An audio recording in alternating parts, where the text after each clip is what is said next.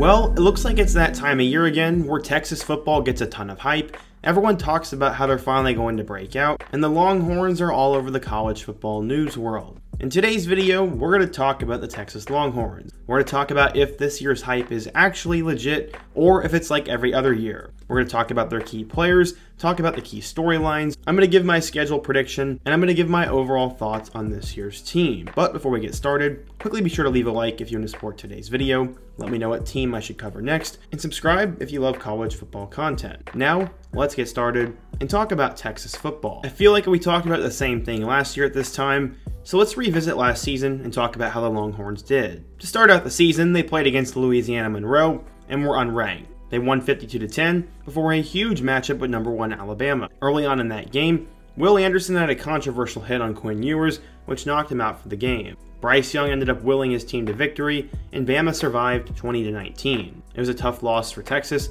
but somehow they got ranked because of it. After that, they'd play UTSA, which they won 41-20. From there, they went on the road to Texas Tech, and this was a huge victory for the Red Raiders, as they beat Texas 37-34 in an overtime thriller. Once again, Texas was off to an interesting start as they were 2-2. From there, they actually did something they don't usually do and won 3 straight games. They beat West Virginia pretty badly, shut out Oklahoma 49-0 in the Red River rivalry game, and then went ahead and beat Iowa State. This got them up to number 20 in the polls before they lost to Oklahoma State on the road in Stillwater.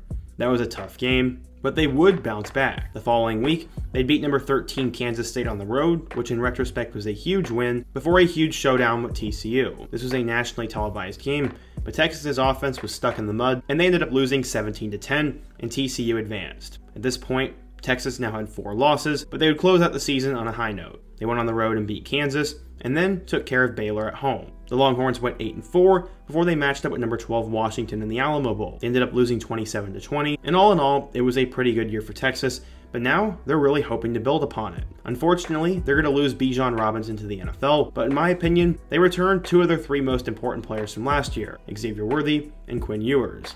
But before we talk about the rest of the roster, let's hear a word from today's sponsor. If you're like me, you love fantasy football. Unfortunately, it's not super popular in the college world, probably because there are so many players. Well, the sponsor of today's video, Squad Blitz, offers a new twist on traditional fantasy football with the ability to draft teams instead of players. Each and every week during the college football season, we'll give you an opportunity to start a passing team, a rushing team, and a defensive team. From there, you'll earn points based on your team's performance, and this will allow you to have a new level of college football engagement by competing weekly with your friends on a chosen squad. This app is free to play on Apple, Android, and the web, and new league owners are eligible to win a promotional pack, which will include a shirt, coffee mug, and custom Squad Blitz trophy. To be eligible, you must be one of 12 owners to complete a draft before week 1, post about it on social media, and tag Squad Blitz. You also have to have at least 6 members in your league, and personally, I'm going to do this, so if you want to play in a league with me, go ahead and click that link down in the description, and let's go ahead and do some fantasy football for this season. Thank you to Squad Blitz for sponsoring today's video. Obviously, we're going to start out with the quarterback position, and you're going to return Quinn Ewers. He was a mixed bag last year, but to be fair, he was hurt and still pretty young. This year, he won't have as much leeway,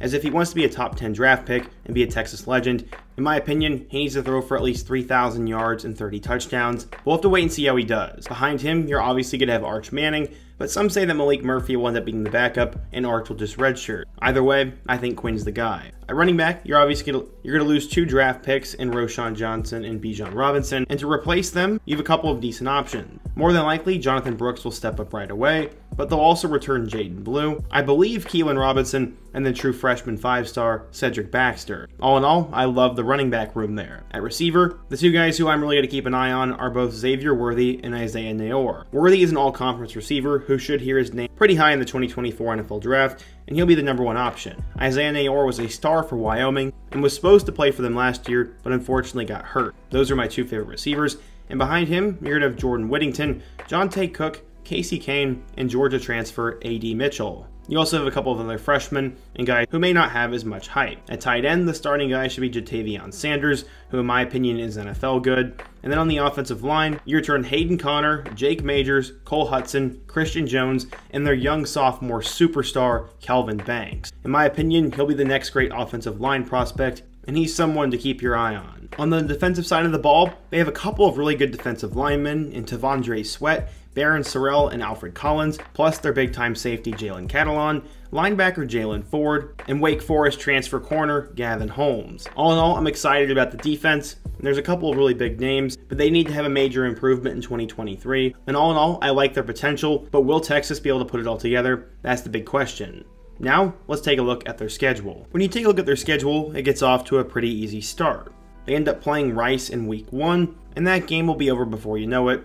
And the biggest storyline from that game will be JT Daniels. In week 2, things get pretty difficult. They have to travel to Bryant-Denny Stadium and play on the road against Bama. They'll presumably be a top 3 team, and in my opinion, this game should be close in the first half, but I think Bama wins by 2 or 3 touchdowns. It's really hard to pick them to win, but if I were to ever pick a crazy shocking week 2 upset, that'd honestly be the one to pick. I don't think it'll happen, and Bama will win. Texas will move to 1-1. And then Isaiah Nayor will play against his former school, Wyoming. This game should also be a win, and Texas should move to 2-1 going into conference play. Their first game will go on the road against Baylor, who in my opinion isn't more than a 6 or 7 win team, but because it's on the road, I think it'll be pretty difficult. I still think Texas is the better team, and I have them winning by a touchdown.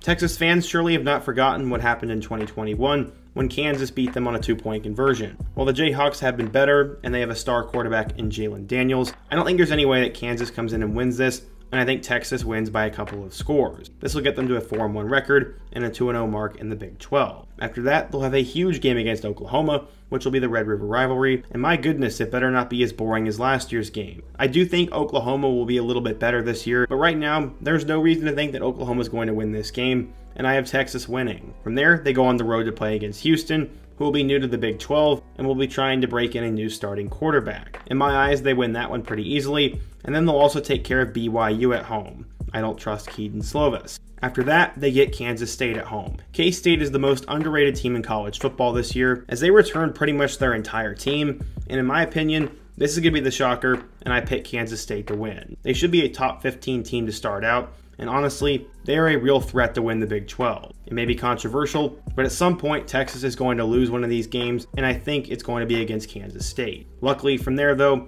I think Texas does pretty well. I think they're going to go on the road and beat TCU, who in my opinion is going to really fall off this year, and then they have another road game against Iowa State. A couple years ago, the Iowa State game would have been a pretty huge deal, but unfortunately, their offense has been absolutely horrific, and I don't know if Iowa State will score enough points to stay competitive. It's still a trap game in my eyes, but Texas wins. This will get them to their 9th win of the season before a showdown with Texas Tech at Darrell K. Royal Memorial Stadium.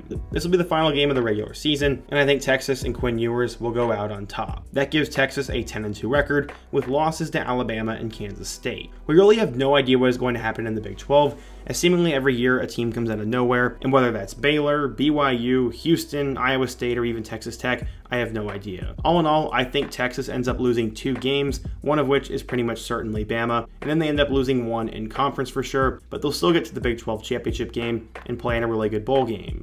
But what the heck do I know? If you're a Texas fan, what did I get right and wrong? What is your prediction and thoughts on this year's team? And who on earth is going to win the Big 12 this year? Be sure to let me know down below. Leave a like if you want to support today's video. Let me know what team I should cover next. And check out all my other videos on the end screen. I hope to see you guys again soon. But until next time, peace.